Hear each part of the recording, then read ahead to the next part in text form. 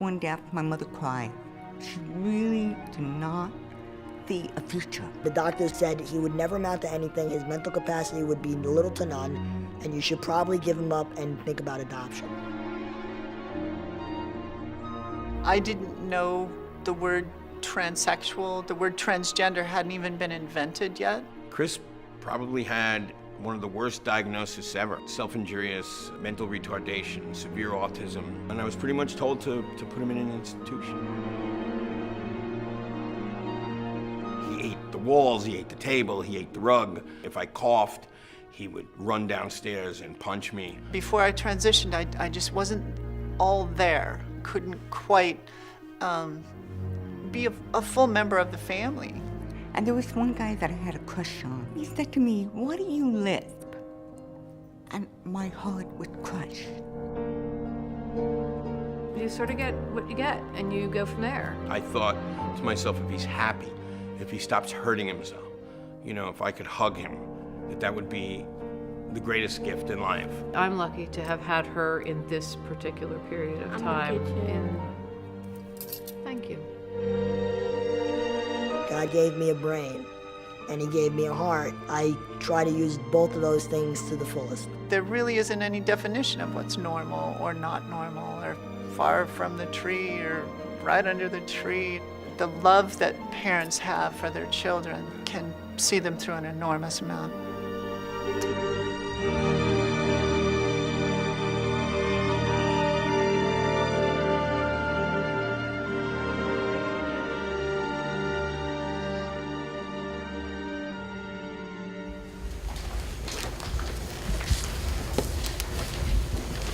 First of all, let me say what an honor it is for me to be here.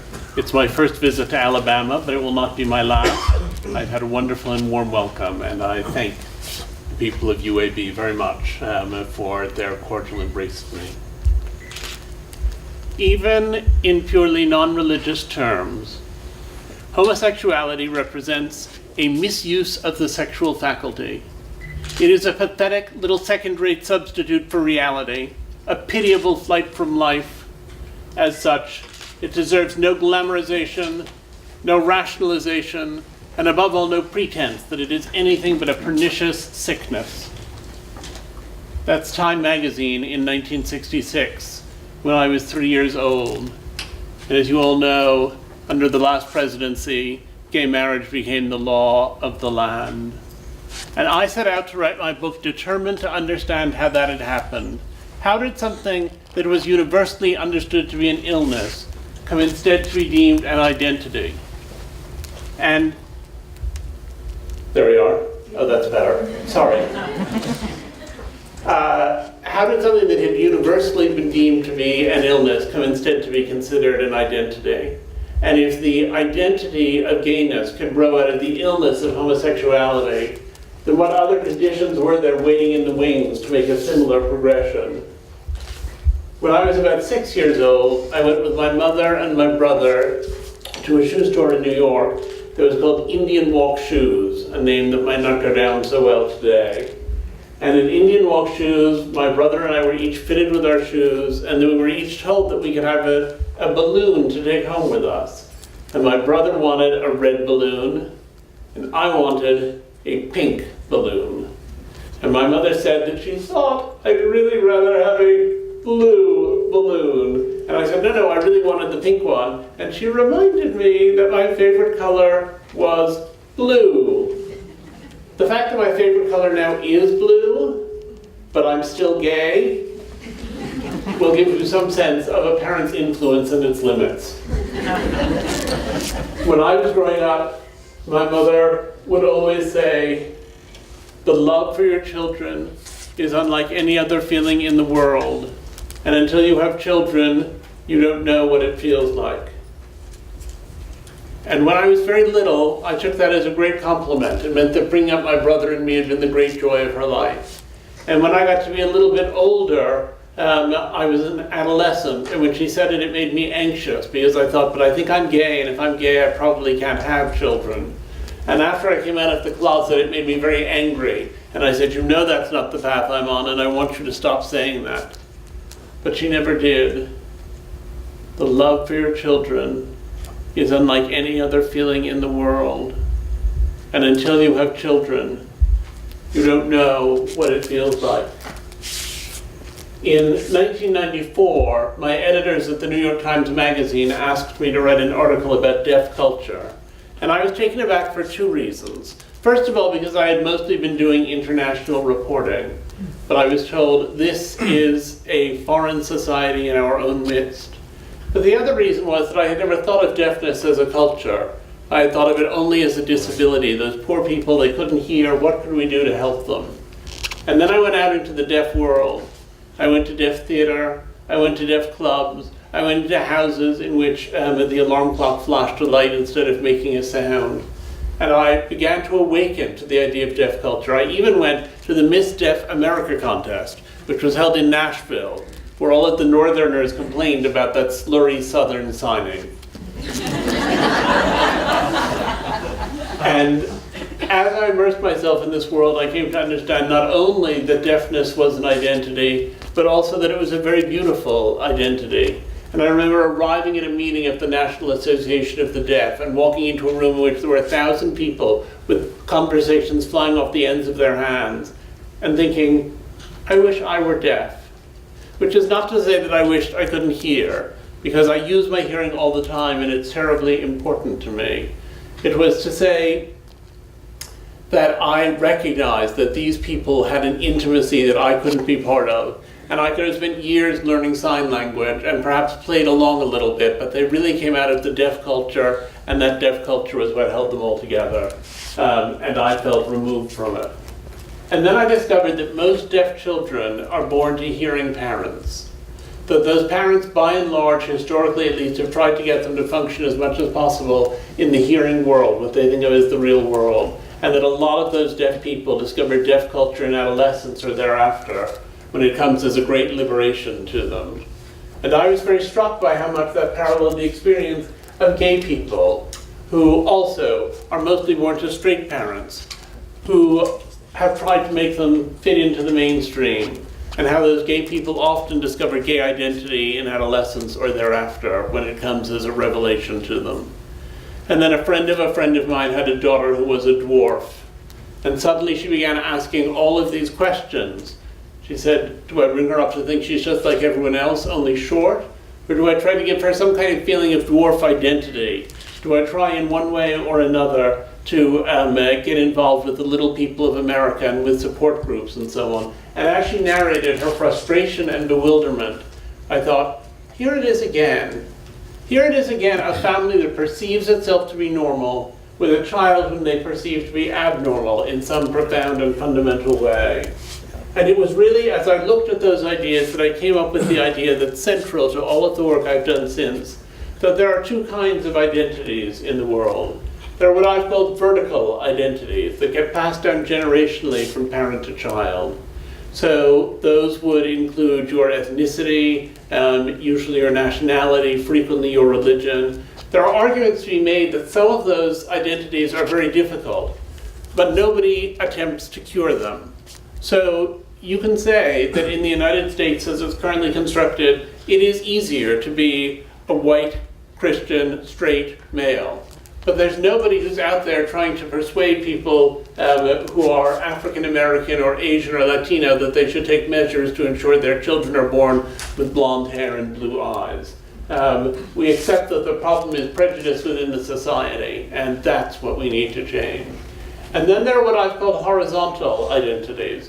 Horizontal because they have to be learned from a peer group, because they're qualities someone has that he doesn't share with his parents. So things like being gay or deaf or a dwarf, or having Down syndrome or autism or schizophrenia, or being a prodigy, which is less sad for parents but equally overwhelming, or being a child conceived in rape who may have an identity he himself is not aware of but that defines his life experiences.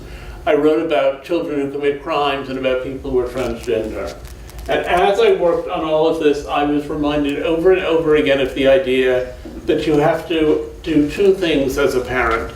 You have to set out to change your children. Not changing your children would be neglect.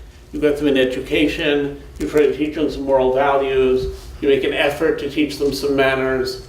that's part of what's involved in being a parent, is changing your child. But you also have to make your child feel really good about himself or herself, and you have to make great efforts to show that you accept and celebrate your child. And some things clearly need to be changed, and some things clearly need to be accepted or celebrated. And what's confusing is all the things that lie in the foggy middle, and there are many of those things. Now, as I did this work, I was very much struck by a distinction that I hadn't previously held on to, which was the distinction between love and acceptance. Love is something that ideally is there from the minute a child is born. And although we all hear terrible stories of abuse and neglect, I believe that most parents love their children. But acceptance is a process, and it takes time, and it always takes time. It takes time even if your child isn't autistic or schizophrenic or a dwarf or gay or deaf. It's always a process, because I've yet to meet any parent who doesn't sometimes look at his or her child and think, what planet did you descend from? And so I became very interested in those processes. And acceptance has to operate really at three levels. There's self-acceptance, there's acceptance by your family, and there's acceptance by the larger society. But I was very interested in family acceptance because I think everything else is mediated through family acceptance. And I found that there were three kinds of parents, or three stages for parents who are going through having a child who is different. There was the stage of being outraged and furious when they found out about their child's difference.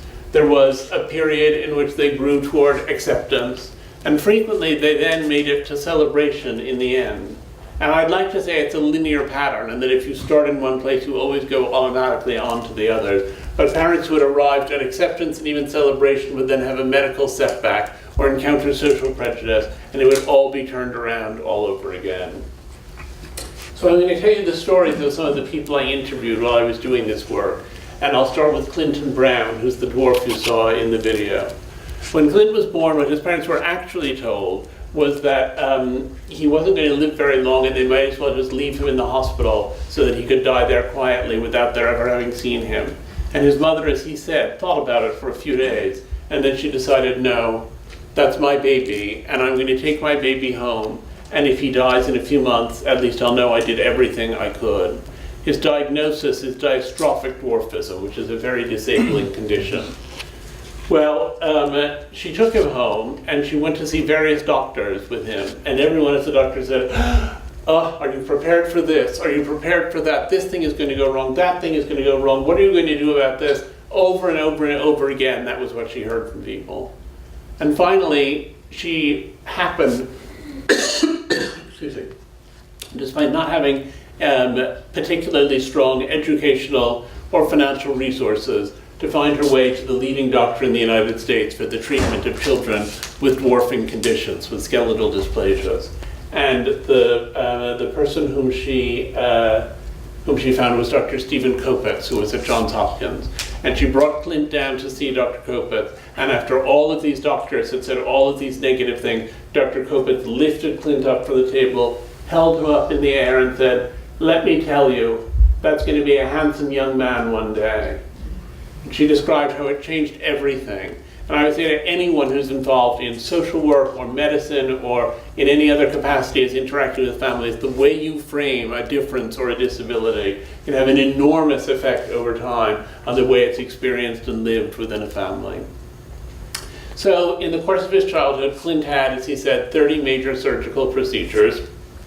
And they were, many of them, spinal procedures in which he had to be in the hospital for up to 2 months at a time, frequently immobilized. And he figured there's nothing else much to do, so he might as well do his schoolwork. So that's what he did. He did his schoolwork. And it turned out that he was really quite good at it. In fact, better at it than anyone in his family had ever been before him. And he eventually became the first member of his family to go to college. And he went to Hofstra, which was just down the road from where his parents lived. And he joined a fraternity and lived in the fraternity, and he got a specially fitted car that would accommodate his frame. He's less than 3 feet tall. And I got a call from his mother one day, and she said, I was driving home from shopping today, and I went past a bar. And there was Clinton's car parked outside a bar. And I said to myself, he's 3 feet tall, they're 6 feet tall, 2 beers for them is 4 beers for him. And I wanted to go in there and interrupt, but I knew I couldn't do that. So I drove home, and I left him 11 messages on his voicemail. And then I thought, if someone had told me when he was born that my future concern would be that he might go drinking and driving with his college buddies, I'd have been so thrilled to have that problem. And I said, what do you think you did? What do you think you did that allowed a child from there was such a dire prognosis to emerge as someone who's popular and successful and accomplished and outgoing and fulfilled? And she said, what did we do? We loved him, that's all. Clinton just always had that light in him. And we were fortunate enough to be the first to see it there. I'll tell you also that he got married a year ago, and I went to the wedding. It was one of the most joyful weddings that I've ever been to. Now let me tell you about somebody else who had a dwarfism. This was a young woman named Kiki Peck. She had something called kinase dysplasia, which is like dystrophic dwarfism, very disabling. Some dwarfing conditions mostly affect height. Any number of them come with other disabilities. So kinase dysplasia affects the production of cartilage, and it has causes people to have very poor eyesight, and it means effectively, because of the cartilage problems, they have severe arthritis from the time they're infants. It's a difficult condition to have. And I went and met Kiki and her mother in Michigan, and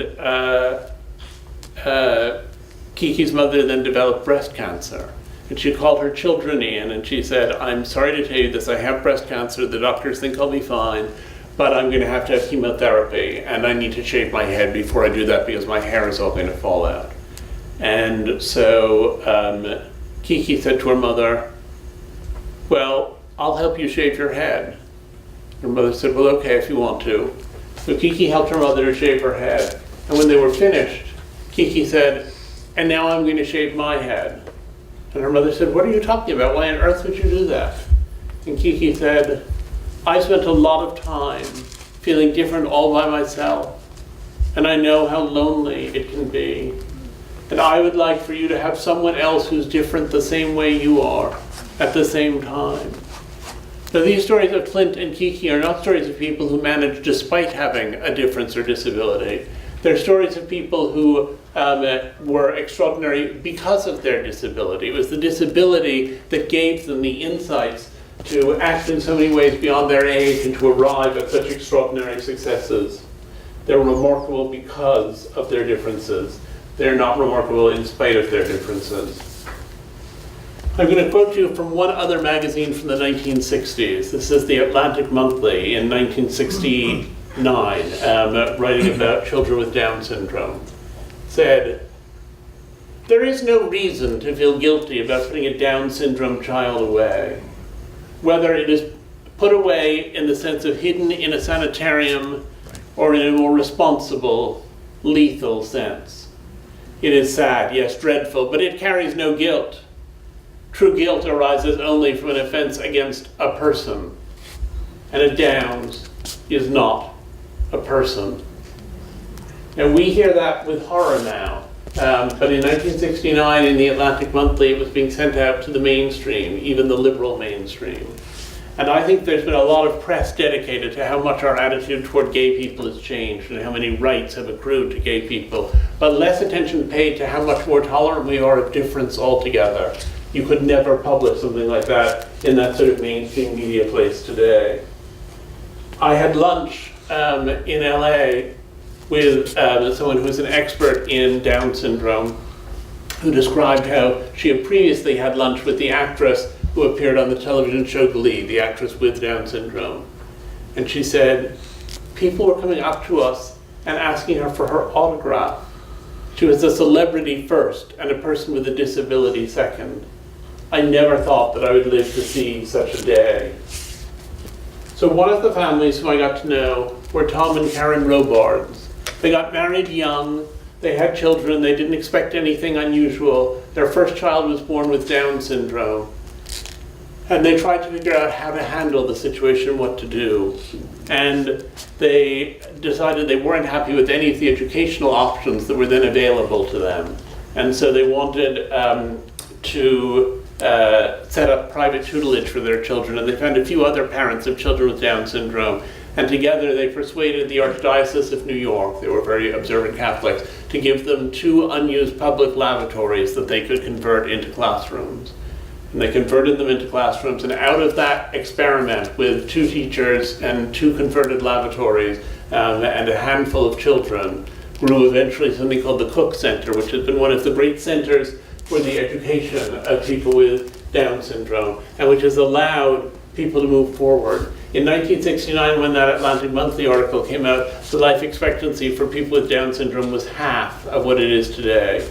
And nobody contemplated that people with Down syndrome would be holding down jobs, would be having, in some instances, families, would be living at least semi-independently.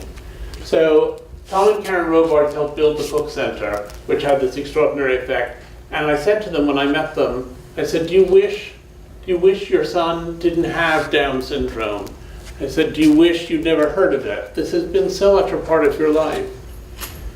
And Tom said, well, he said, you know, for David, our son, I wish that he didn't have Down syndrome because he has a difficult life and I would like to make things easier for him. But I think if we were to lose all of these people from the social mix, it would be a real loss. They have much to tell us. He said, so the personal wish and the social wish don't entirely line up. And then Karen said, you know, I'm with Tom. She said, if I could change it for David, I would for David, because I would like him to have an easier life.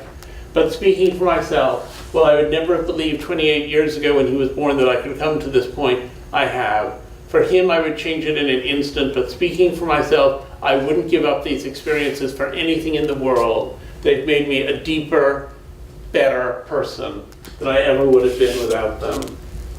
Now, we live in a time of great social progress in which acceptance for and outcomes for people with Down syndrome and dwarfism and deafness are much better than they used to be. But we also live in a time of great medical progress.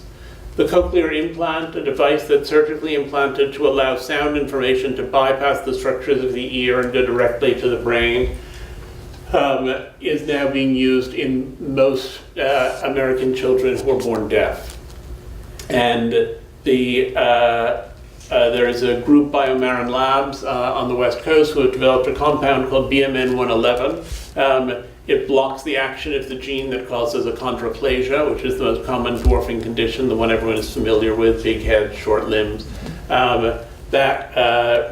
When they gave BMN 111 to rats who had the achondroplasia gene, those rats grew to full size, and testing in human beings is underway now. And tests earlier and earlier in pregnancy, blood tests, simple blood tests, are able to reveal whether someone is carrying a child with a genetic anomaly such as Down syndrome, making it much easier for people who wish to do so to terminate those pregnancies. And I believe in social progress, and I believe in medical progress, but I wish they could see each other and recognize how they are on crossed paths, because just as these movements toward liberation take off, so their end is spelled out in front of them. Sometimes I think it's like one of those grand operas at the end of which the hero realizes he loves the heroine at the exact moment that she lies dying on a sofa. While I was doing this work, an intern named Jacob Schamberg who came and helped me with research, and he was deaf. And he wrote me an email one night in which he said, while I'm pretty comfortable with my disability, and don't see the cochlear implant as a plot against gay culture, I do get a sense of impending extinction. He said there will always be deaf people worldwide, but it's very possible that within the next 50 to 100 years, what with cures and technology, there won't be any left in this part of the world, or almost any. He said there'll be a few immigrants or cultural holdouts. He said, but no more people like me. And I thought how much sadness was ingrained in that sentence, no more people like me. What would it be like to consider a world in which there were no more African Americans, or a world in which there were no more people from the South, or a world in which any other category that people are connected to disappeared completely. No more people like me. Now, there are many people who have taken an extreme response to that notion that their kind of person is being eliminated. Jim Sinclair is an adult with autism. He has spent many years as an activist. He does not speak or use spoken language at all. He writes, and he doesn't write a lot, but what he writes is very strong. And one of the things he wrote said, when people say, I wish my child did not have autism, what they're really saying is, I wish the child I have did not exist, and I had a different, non-autistic child instead. Read that again. This is what we hear when you mourn over our existence. And this is what we know when you pray for a cure. That your fondest wish is that someday we will cease to be, and strangers you can love will move in behind our faces. It's a very extreme way of putting it, but it's a pointed one, and it points to the issue of what we recognize as illness and what we recognize as identity, and how we tease them apart. There's one family of an autistic girl whom I interviewed, actually over a long period of time. Cece has spoken 3 times in her life. She had never said a word until she was 7 years old.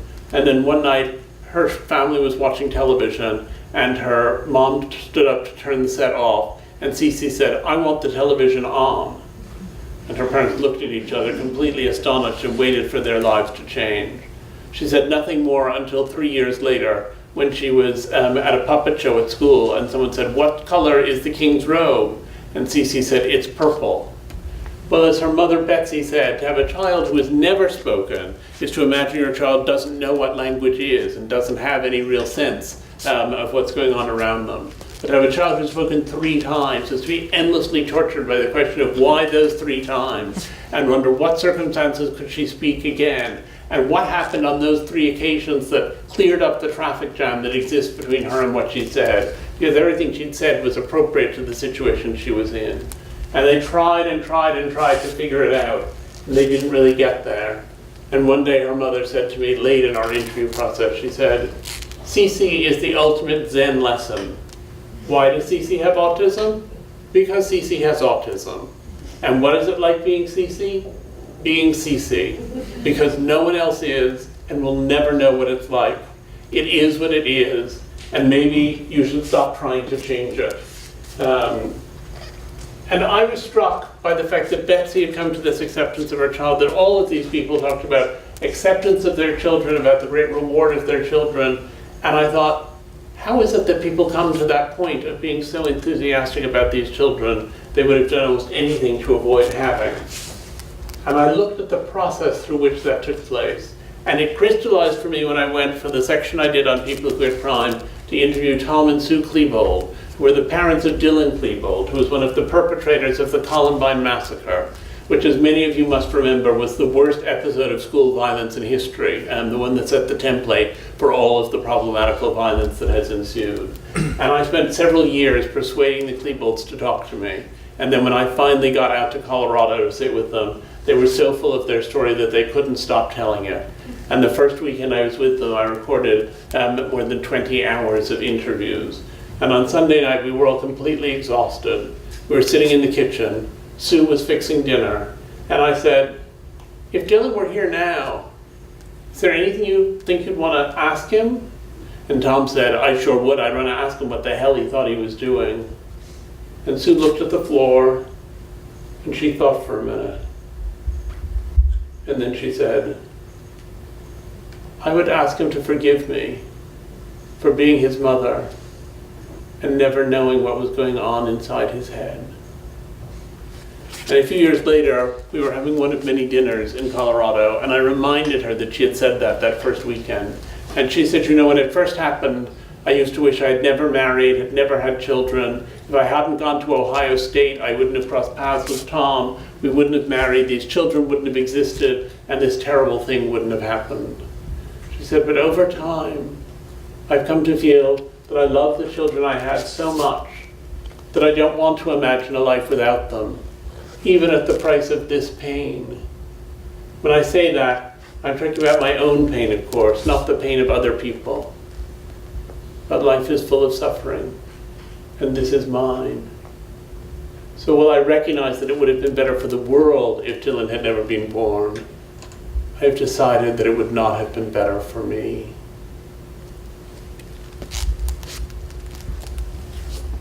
I wondered how all of these parents could so love these children. But I realized that all of us who have children who have flaws, and none of us are eager to exchange them for a different model. If some glorious angel dropped into UAB and offered all of the parents in this room the opportunity to exchange their children for other better children, more intelligent, more social, more polite, more attractive, we would all pray away that atrocious spectacle and cling to the children we have. And so it shouldn't be surprising that these parents felt that deep connection to their children too, that was so broad and imperative. I sometimes listen to the idea that we not only take care of our children because we love them, we also love them because we take care of them. That caretaking is an extremely bonding experience and draws people closer and closer together. I'll tell you about David and Sarah Haddon. David and Sarah's first son was born with multiple very severe disabilities. He was not going to be able to walk or to talk or even to turn over. He had no motor control. He was blind. Their doctors told them that this was a bizarre genetic fluke and that they shouldn't worry about it and they should go ahead and have other children. They had a second child who was fine, and then a third who had the exact same syndrome as the first. And they were very attached to these two children. I mean, all three children, but they were very attached to the two disabled children, and they wanted to bring them up at home. And so they set themselves up to do so. But the children had, no ability to respond. They were like a heavy dead weight. And after Sarah herniated a disc trying to get one of them out of the bathtub, they realized that they had to seek a placement for them. And they got a group home set up, and they put the boys in the group home. And while they were there, somebody was giving a bath to Sam, who was the younger one. He was held up in a harness in the bathtub. And she went, what she was explicitly not supposed to do, to get a towel from another room, leaving him alone. And the harness gave way, he slipped under the water, and he drowned.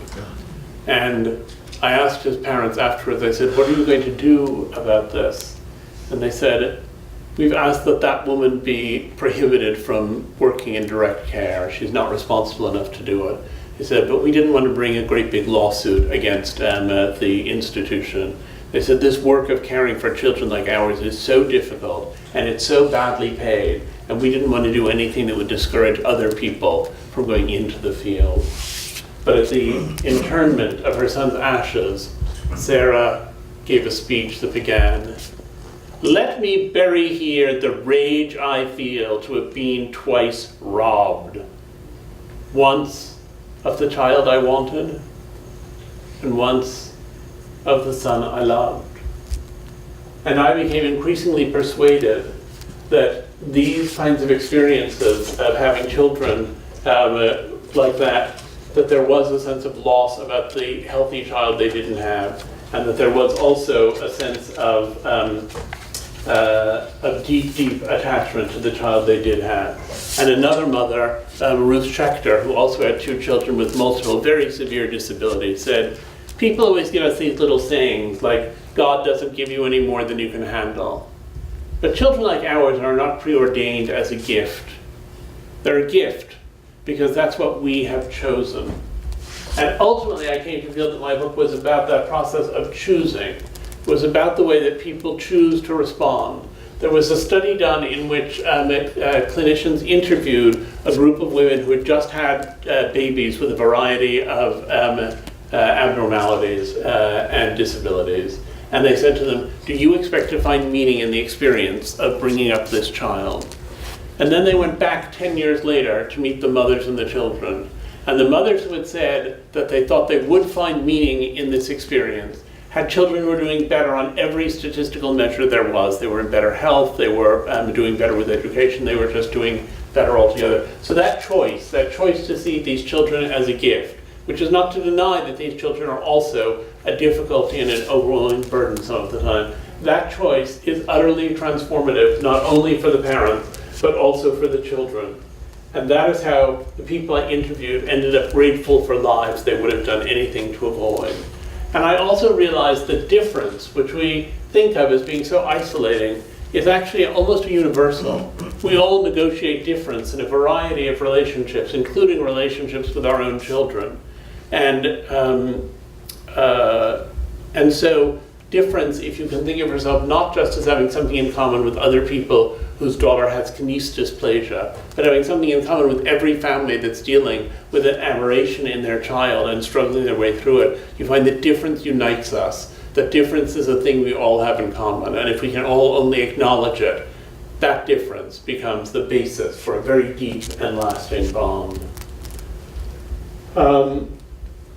I was in the middle of looking at mainstreaming programs as well, and inclusion programs in which children with disabilities are put in classrooms with people without disabilities. And when I started looking at them, I thought, well, that's clearly very good for the disabled people because separate is never equal and they get a better education this way. But I thought it must be kind of a nuisance for the non-disabled children who get so slowed down and fall so far behind on their schoolwork. And then as I spent time in those classrooms, I thought the real beneficiaries here are the non-disabled children who get into a daily routine with someone who is disabled and who understand the humanity of that person and cease to be so frightened of difference and so isolated by it. So I decided to have children while I was in the midst of writing this book. And everyone said to me, how can you possibly be having children in the middle of a book about everything that can go wrong? And I said, but it's not a book about everything that can go wrong. It's a book about how much love there can be even when everything seems to be going wrong. And rather than pushing me away from having children, it drew me toward it. Now, there are some people who seem to think that the existence of families like mine somehow compromises the existence of families like theirs. And I don't accept those subtractive models of love, only additive ones. And I believe that in the same way that we need species diversity to sustain the planet, we need this diversity of kinds of families and family structures to sustain the ecosphere of kindness. So I'll describe my family in the most condensed way that I can. My husband is the biological father of 2 children with some lesbian friends in Minneapolis. My best friend from college who got divorced but wanted to have a baby, and she and I decided to have a child together. So I have a daughter who lives with her mother in Fort Worth.